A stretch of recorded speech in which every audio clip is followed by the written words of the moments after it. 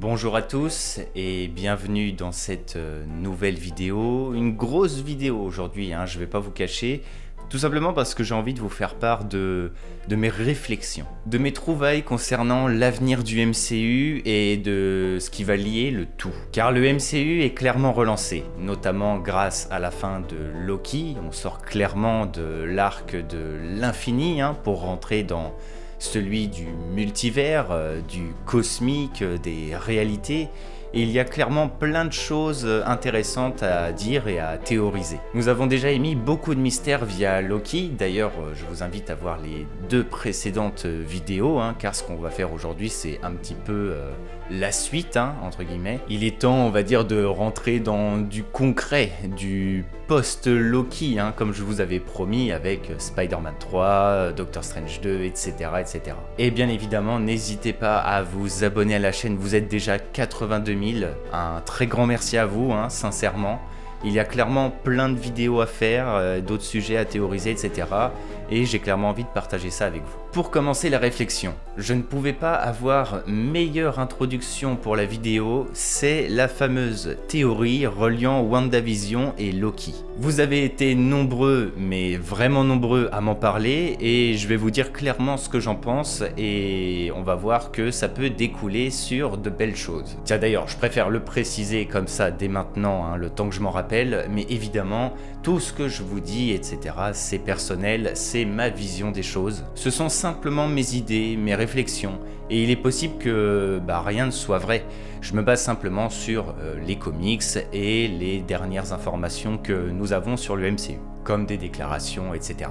Donc la théorie WandaVision liée à Loki, pour ceux qui ne la connaîtraient pas, c'est que si l'on superpose les deux derniers épisodes des séries respectives, avec le même timer, eh bien la réaction de celui qui demeure, le moment où il semble surpris, car nous venons de dépasser le point ultime de la fin des temps, colle parfaitement avec le moment où Wanda devient la véritable Scarlet Witch. Je ne vais pas vous mentir, pour moi c'est une coïncidence, ça fait même presque un petit peu théorie du complot. D'ailleurs pour la directrice de Loki, Kate Herron, c'est également une coïncidence, mais bon, après c'est Kevin Feige le boss, donc tout est possible. Néanmoins, si vous voulez une belle théorie, une belle symbolique autour de cette liaison, j'en ai une que j'ai imaginée, car évidemment, dans le MCU, tout est connecté, donc Wanda et Loki ont forcément un lien. Tout d'abord, il faut vous remémorer quelque chose que je vous avais expliqué dans la vidéo précédente, c'est la thématique de la boucle. Ce qui est bien avec le MCU, c'est que c'est calqué sur notre monde. Même si c'est de la science-fiction, avec des super-pouvoirs, etc., eh bien il y a toujours une base scientifique, et une certaine logique, comme pour le voyage dans le temps d'Endgame, par exemple. Du coup, concernant cette thématique de la boucle, il faut se pencher sur une des grandes théories de notre univers, une théorie qui tente d'expliquer l'origine de l'univers. Car en gros, l'univers est en constante expansion. Il s'agrandit de jour en jour, pour simplifier la chose. Mais à l'origine, cela veut dire qu'il était beaucoup plus petit. Il y a eu un point de départ, quelque chose d'infiniment petit, qui devient infiniment grand. Nous connaissons tous la théorie comme quoi il y a eu un instant zéro, entre guillemets. Le néant, puis le Big Bang est arrivé et l'univers s'est formé, en gros. Mais ce qui va nous intéresser, c'est la théorie de la boucle. Celle qui correspond parfaitement à l'univers de Marvel et qui est établie dans les comics. C'est celle théorisant que l'univers se forme à partir d'un précédent. Pour être plus clair, à la fin des temps, l'univers s'effondre, et son effondrement provoque un Big Bang qui va tout relancer. Peut-être que les plus malins d'entre vous ont déjà compris où je voulais en venir. Loki nous a instauré le concept de multivers. À la fin des temps, tout se relance. La ligne sacrée du flux temporel se déforme. Plusieurs branches naissent. C'est le renouveau du multivers. Sauf qu'il est où le Big Bang ? Eh bien, le Big Bang se passe au même moment. C'est Wanda, le Big Bang. My equipment registered an extremely high level of CMBR. That's... Relic radiation dating back to the Big Bang. Yeah.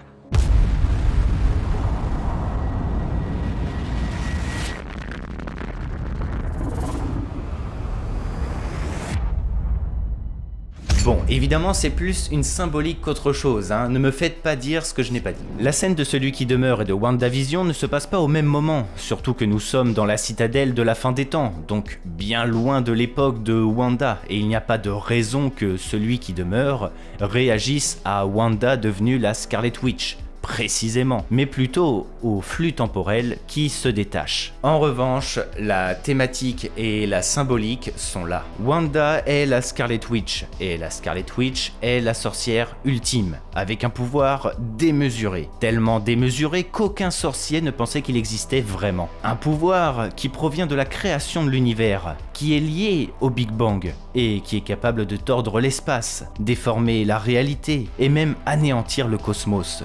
C'est la magie du chaos.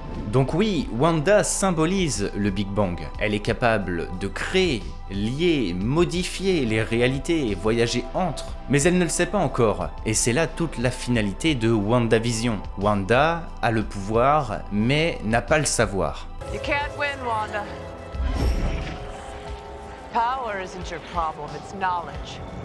Savoir qu'elle va acquérir dans le Darkhold, le livre ultime des sorciers et sorcières, retraçant tout le savoir magique depuis l'aube des temps. Du coup, après WandaVision, après être devenue la Scarlet Witch et avoir acquis le savoir dont elle avait besoin, Wanda est capable de dinguerie. Si elle le souhaitait, elle pourrait faire réapparaître Vision et ses enfants, sans avoir besoin du X. Mais ce n'est pas ce qui l'intéresse. Elle a compris la leçon avec ses erreurs dans WandaVision. I don't understand this power, but I will. Néanmoins, la fin de WandaVision, où elle est capable d'entendre ses enfants au loin, pourrait être expliquée grâce à Loki, et du coup au futur de la saga. Rappelez-vous de la pub de l'épisode 7 de WandaVision. Cette dernière parle d'un médicament antidépresseur appelé Nexus. En gros, vous êtes déprimé? Eh bien, prenez Nexus. Créez un Nexus rien que pour vous, où vous serez le centre d'attention, et où vous serez heureux. Et nous savons maintenant grâce à Loki, eh bien, ce qu'est un Nexus. Le X était clairement un Nexus, en quelque sorte. Une mini-réalité alternative dans une réalité déjà existante, où tout était modifié, sauf que Wanda, comme je vous le disais, a le pouvoir, mais pas le savoir. Elle ne sait pas ce qu'elle causait réellement dans WandaVision. Donc là, avec l'explosion du multivers, la fameuse thématique du Big Bang, les réalités alternatives qui ne sont plus stoppées à cause du TVA, eh bien les enfants de Wanda existeraient toujours dans possiblement une branche alternative ou autre part. Dans tous les cas, ce serait bizarre d'apporter de nouveaux personnages qui ont été développés et qui sont censés être importants dans l'avenir du MCU, comme les enfants de Wanda, précisément, si c'est pour justement les annuler à la fin de la série de WandaVision, quoi. Mais surtout, là où tout ça c'est encore plus intéressant, c'est que la scène post-générique de WandaVision a été modifiée. Alors ce sont des différences mineures qui concernent avant tout le décor, comme des rajouts d'arbres, des couleurs qui ont été rajoutées, etc. Mais cela a une importance capitale, car pourquoi modifier une scène post-générique que tout le monde a déjà vue plusieurs mois après? Eh bien, car le lieu sera réutilisé à l'avenir. Forcément. Nous reverrons la cabane de Wanda dans Doctor Strange 2, le prochain long métrage où elle est censée apparaître. Mais cela sous-entend une autre explication à ce sujet, c'est que si ce lieu est réutilisé à l'avenir, c'est que quelqu'un va venir chercher Wanda dans sa cabane. Son mood actuel est clairement de s'isoler, expérimenter ses nouveaux pouvoirs, apprendre du Darkhold. Elle n'a plus d'attache, plus de vision, plus d'enfants, elle n'a aucune raison de se tourner vers quelqu'un. Elle se suffit à elle-même. Et cela explique son dédoublement également. Une Wanda gardienne de la maison, qui joue la jeune femme qui fait sa petite vie à la campagne, pendant que derrière, elle expérimente des choses qu'elle n'est pas censée faire du tout. Et pour continuer, j'aimerais que nous parlions de la magie du chaos par rapport à Doctor Strange 2 et Loki. Si il devait exister pour moi un lien réunissant à la fois What If, Doctor Strange 2, Loki, WandaVision, et donc tout ce qui symbolise le multivers du coup, eh bien c'est Shuma-Gorath. Shuma-Gorath fait partie de ce qu'on appelle les grands anciens, des sortes de dieux démons on va dire. Ils sont présents depuis l'aube des temps, capables de voyager entre les réalités et ont même régné sur la Terre il y a des millions d'années. Mais c'est pas ça le plus intéressant.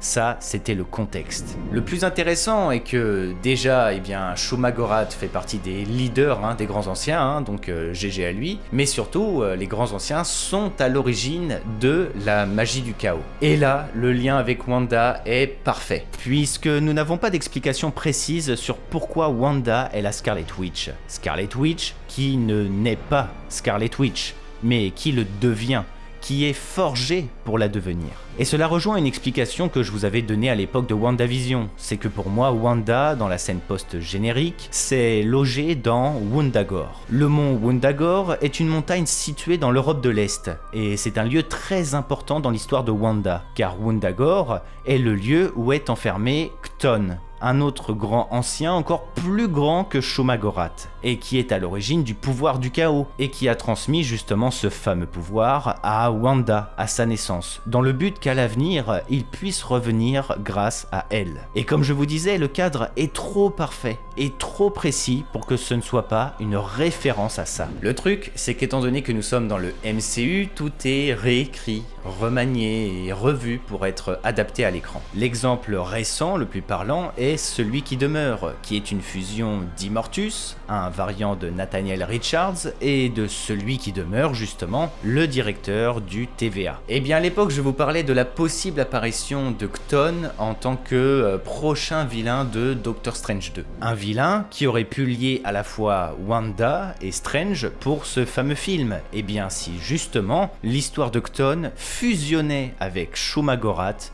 pour proposer quelque chose d'inédit. L'occasion est trop parfaite. Pourquoi ? Car Shuma-Gorath est entre guillemets confirmé pour être le prochain vilain de Doctor Strange 2, et Shuma-Gorath est un très grand méchant des histoires de Doctor Strange, au même titre que Dormammu. Ce dernier permet de tout lier ensemble. Puisque déjà, par rapport à Wanda, il y a moyen de proposer un background pour la magie du chaos, avec la réécriture de Chthon en Shuma-Gorath. Avec également Wundagore, pourquoi le lieu a été refait et pourquoi il est si symbolique, etc. Par rapport au Big Bang également, puisque Shuma-Gorath est né à l'aube des temps. Donc, dans la thématique de la boucle, avec l'univers qui se relance, avec un nouveau Big Bang, etc., un nouveau multivers, cela donne naissance à Shuma-Gorath, en gros. Donc son arrivée en quelque sorte. Le multivers lui ouvre les portes pour interagir avec Wanda et se servir d'elle, donc comme une naissance du vilain en quelque sorte. Donc le fameux lien avec Loki du coup, puisque relié au multivers. Par rapport à Strange, comme je vous disais, c'est l'un de ses plus grands ennemis. Mais là où les étoiles s'alignent encore plus, c'est que Doctor Strange et Spider-Man ont combattu Shuma-Gorath ensemble dans les comics. Spidey et Strange sont de véritables alliés là-bas. Et concernant What If, cela pourrait être l'introduction du vilain en lui-même pour Doctor Strange 2, puisque le trailer de la série nous montre Captain Carter en train de combattre une entité verte avec des tentacules. Et justement, nous savons que Shuma-Gorath sera dans Doctor Strange 2 et qu'il voyage à travers les réalités. Mais aussi, il y a de grosses rumeurs, voire des déclarations, qui affirment que Captain Carter serait adapté en live action pour apparaître aussi dans Doctor Strange 2. Sachant que What If explorerait de multiples réalités naissantes à cause de l'apparition du multivers, donc des histoires canoniques pour l'univers du MCU, eh bien tout serait lié. D'ailleurs, Shuma-Gorath correspond parfaitement à un monstre de l'horreur, et nous savons que c'est la thématique du film, un film horrifique. Bref. D'ailleurs, je le précise quand même au cas où, mais ce n'est peut-être et même sûrement pas à Shuma-Gorath que Carter affronte dans le trailer de What If. Sans oublier évidemment aussi notre fameux Kang, Kang le Conquérant, l'ennemi ultime de la phase. D'ailleurs, j'ai un petit peu omis d'en parler, mais dans les comics, Immortus tente d'empêcher Wanda d'avoir des enfants, car pour lui c'est quelque chose qui pourrait tout chambouler et anéantir le cosmos, créer le chaos quoi. Un parallèle que l'on retrouverait presque dans le MCU, avec Wanda qui crée des illusions de ses enfants, mais qui au final, avec le multivers, pourrait bien devenir vrai. Nous allons conclure sur Spider-Man dont nous avons peu traité pour le moment. Évidemment, Spider-Man et Strange ont un véritable lien dans les comics. Ils ont combattu plusieurs fois ensemble, ils se sont entraidés et sont presque devenus des amis.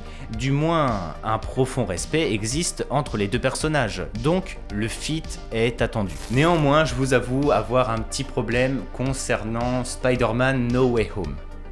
Bon, c'est un petit problème mineur, ils sauront l'expliquer. Puisqu'effectivement, il était attendu que Tobey Maguire et Andrew Garfield fassent leur retour. Dr Octopus a été confirmé également, il vient de la première trilogie de Spider-Man, c'est le même acteur, le même personnage, bref. Et Venom 2 devrait d'ailleurs aussi apporter une petite explication sur pourquoi il n'y a pas de Spider-Man dans son univers.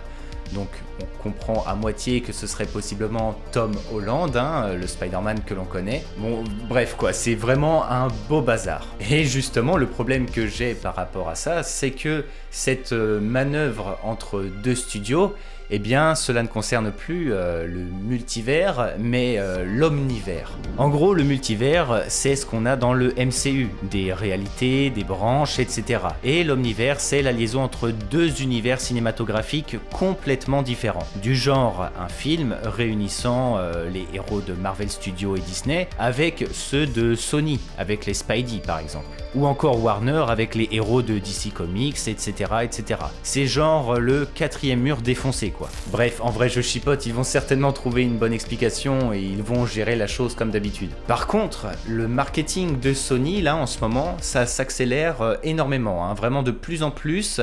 Et je peux vous assurer que le trailer de Spider-Man No Way Home, ça va être une dinguerie. Franchement, comptez sur moi pour en parler parce que là, ça va être le chaos quoi. Sony encourage les fans à voir ou revoir les anciennes trilogies pour annoncer le plus grand voyage de Spider-Man jamais connu. Alors là, les étoiles sont vraiment une fois de plus clairement alignées. Mais je sais pas vous, mais je commence à avoir un petit peu la perception que notre Spidey, joué par Tom Holland, eh bien, il viendrait peut-être d'une autre réalité. Enfin, je sais pas, c'est bizarre. Puisque nous savons qu'à terme, Spidey retournera chez Sony. Ce sera le même avec Tom Holland en acteur, etc.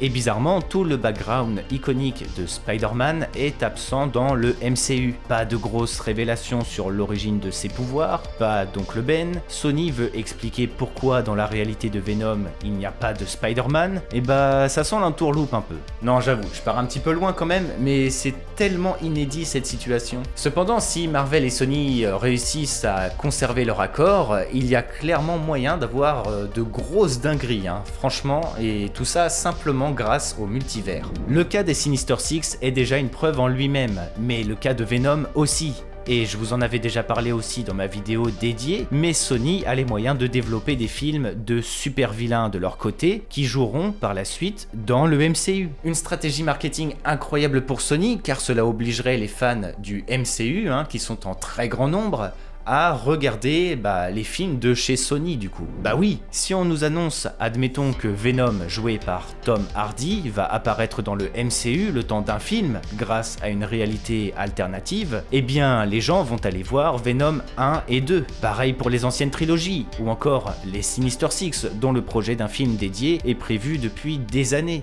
mais qui n'a jamais vu encore le jour pour le moment. Un excellent moyen pour Sony de ne plus être le concurrent de l'ombre du coup du géant Disney et Marvel Studios, le grand leader suprême, mais de justement profiter de leurs droits, etc. pour lier leur univers à celui du MCU du coup. Et tout ça, le multivers peut clairement permettre ce genre de choses. Bon, je finis sur un dernier petit truc, mais c'est quand même bizarre qu'en ce moment Sony balance à fond sur Spider-Man en termes de marketing, etc. Alors qu'il n'y a pas de Spider-Man dans leurs récents films. Et pire que ça, Venom 2 sort en septembre.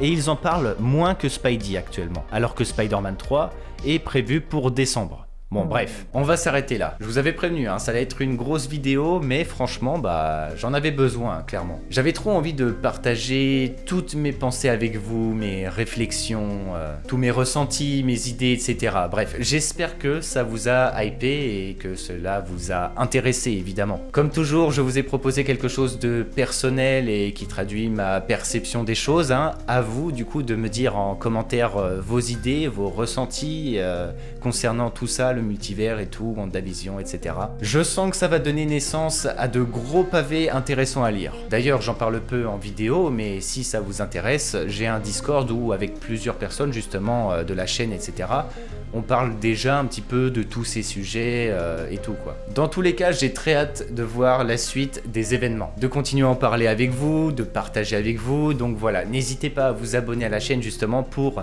ne rien louper, et puis voilà quoi. Et puis n'oubliez pas le petit pouce bleu, à me suivre sur Instagram ou encore Twitter, et puis bah écoutez, que le Lionheart soit avec vous. C'était Targorock, allez ciao tout le monde.